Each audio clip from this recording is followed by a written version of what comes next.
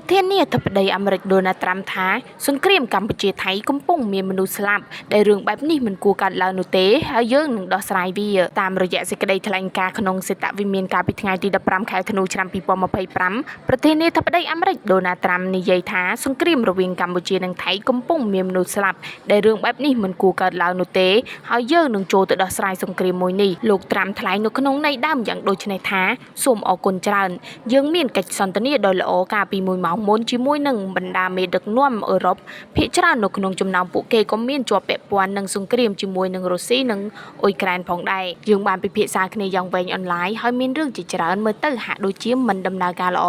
ប៉ុន្តែយើងបាននិយាយតាំងពីយូរមកហើយវាក៏ជារឿងដ៏ពិបាកដូច្នេះអ្នកទាំងអស់គ្នាដឹងយើងបានដោះស្រាយបញ្ចប់សង្គ្រាមចំនួន8ហើយមានសង្គ្រាមមួយកំពុងមានបញ្ហាបន្តិចបន្តួចកាលពីថ្ងៃម្សិលមិញនោះគឺរវាងកម្ពុជានិងថៃតែយើងនៅតែដោះស្រាយវាមានមនុស្សកំពុងស្លាប់រឿងបែបនេះមិនគួរកើតឡើងនោះទេហើយសូមកោតសរសើរដល់ពួកគេដែលកំពុងធ្វើការដោះស្រាយចំនួននេះ